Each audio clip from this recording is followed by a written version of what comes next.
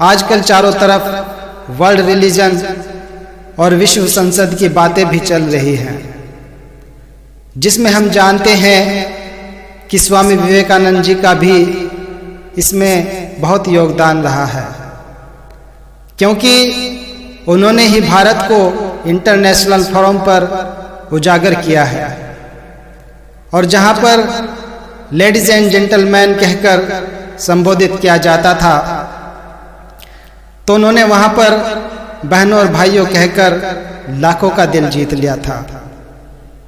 तो कहने का भाव कि जब केवल बहनों और भाइयों कहने से ही वहां पर इतना व्यापक असर हो गया था, तो जरा सोचिए कि अगर आज हम वास्तव में ही सब एक दूसरे को बहन और भाई मान लेते हैं तो इसका कितना व्यापक असर होगा, ये हम सभी अंदाजा लगा सकते हैं।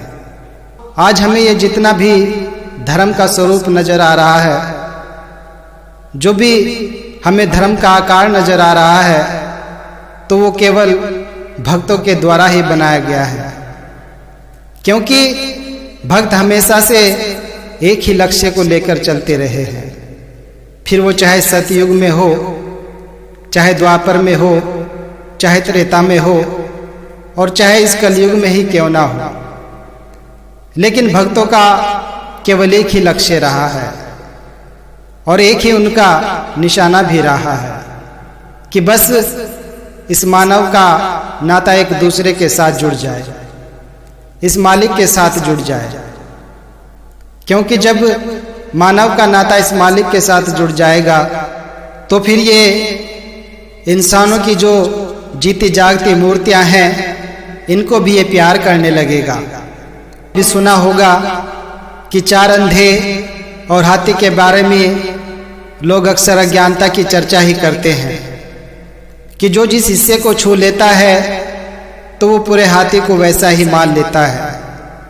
लेकिन यहाँ पर भी केवल भक्तों ने ही ये बताया है कि हाथी के अंगों से भी हम ज्ञान और धर्म की शिक्षा को प्राप्त कर सकते हैं।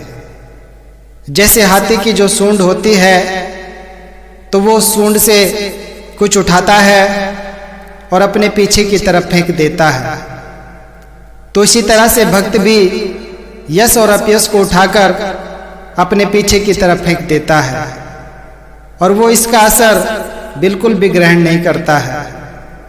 और हाथी की जो मोटी और मजबूत टांगे होती हैं, तो वो भी इतनी स्थिर होती है कि अगर कोई इंसान उसे झिंझोड़ना भी चाहे या हिलाना भी चाहे तो वो टांगे जरा भी नहीं हिल सकती हैं।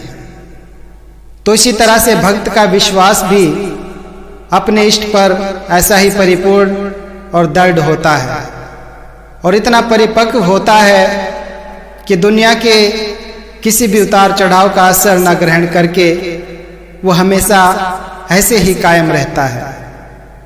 हाथी के बड़े बड़े कान हमेशा हिलते रहते हैं, क्योंकि कानों के हिलने के कारण कोई भी नुकसान देने वाली वस्तु उसमें प्रवेश नहीं कर सकती है।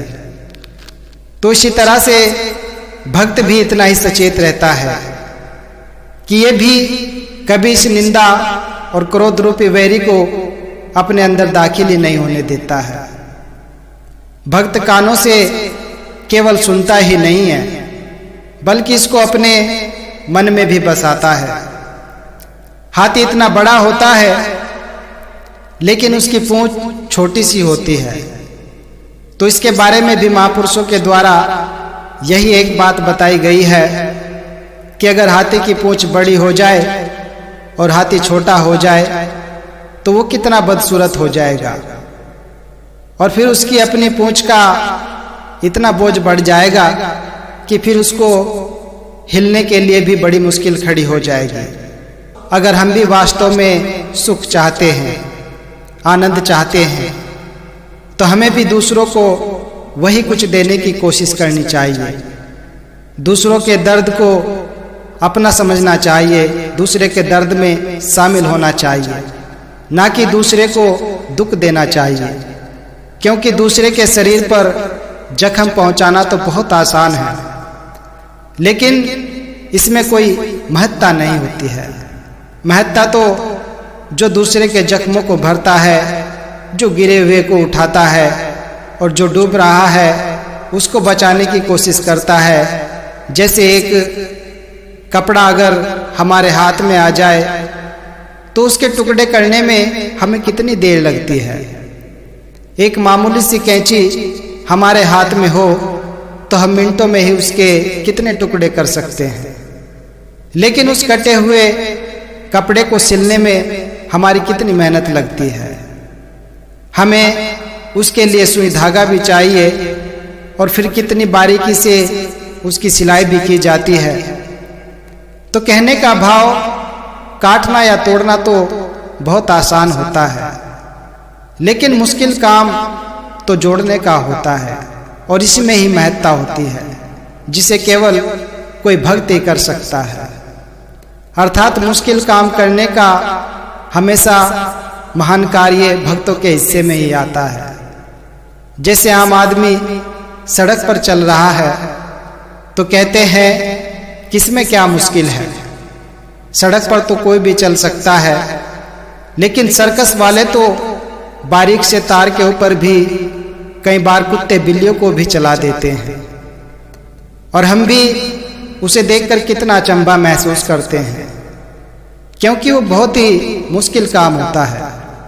तो इसी तरह से हम महापुरुषों को भी महान मानते हैं, क्योंकि वो भी इसी तरह का मुश्किल कार्य करते आ रहे हैं। वो तो इंसानियत को बचाने के लिए कई दफा अपने आप को भी कुर्बान कर देते हैं, अपने आप को बलिदान कर देते हैं, क्योंकि उनके मन में हमेशा यही उमंग रहती है कि बस किसी भी तरह मानवता बचनी चाहिए, इंसानियत बचनी चाहिए। इंसान को गले लगाना उनका परम कर्तव्य रहता है। कहने का भाव कि हम भी अगर संसार में मानवता को स्थापित करना चाहते हैं तो सभी मानव को गले से लगाएं, किसी को भी नीचा दिखाने की कोशिश ना करें, क्योंकि हम ये जानते ही नहीं हैं, बल्कि हम इसको मानते भी हैं कि सभी में इस एक प्रभु का ही नूर समाया हुआ है। तो बस सभी इंसानों की यथा योग्यता सेवा ही करते चले जाएं, तभी वास्तव में और सही मायनों में हम धर्म को मानने वाले इंसान बन सकते हैं।